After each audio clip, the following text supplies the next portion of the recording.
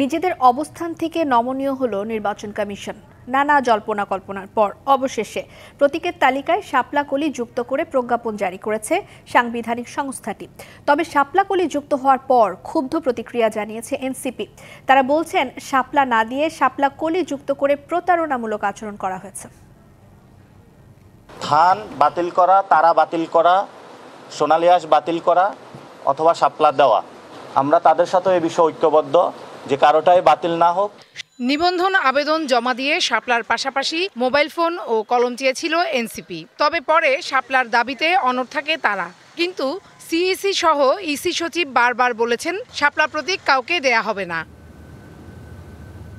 এমন ধারাবাহিকতায় এবার শাপলা-কলিকে গ্যাজেটভুক্ত করেছে নির্বাচন কমিশন।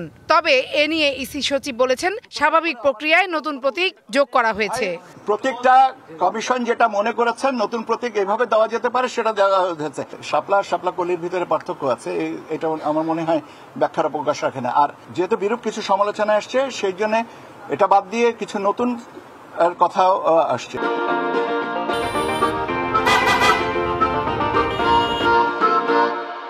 সেটা কিছু বিয়োজন, কিছু সংযোজন, এই করে 119টাতে এসছে।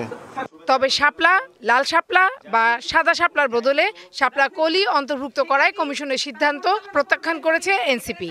আবারও একটা নির্বাচন কমিশন এমন একটা পজিশন নিল যে এটা একটা প্রশ্নের জন্ম দেয়। শাপলা-কলি যদি অন্তর্ভুক্ত করা যায়, এটা কি এমন একটা জায়গা দাঁড় করায় না যে তারপরে তোমরা যা চেয়েছো সেটা আমরা দিলাম না? এমন একটা পজিশন দাঁড় করানো হলো যে তোমরা আসলে ফুটো নাই, তোমরা এখনো বাচ্চা। এই যে একটা ন্যারেটিভ দাঁড় করানো হয়, এই ন্যারেটিভটা কার? এটা হচ্ছে বড় রাজনৈতিক দলগুলোর ন্যারেটিভ। এদিকে দুপুরে কমিশন ভবনে বিভিন্ন মন্ত্রণালয়, বিভাগ ও কর্তৃপক্ষের সাথে মতবিনিময় করে নির্বাচন কমিশন।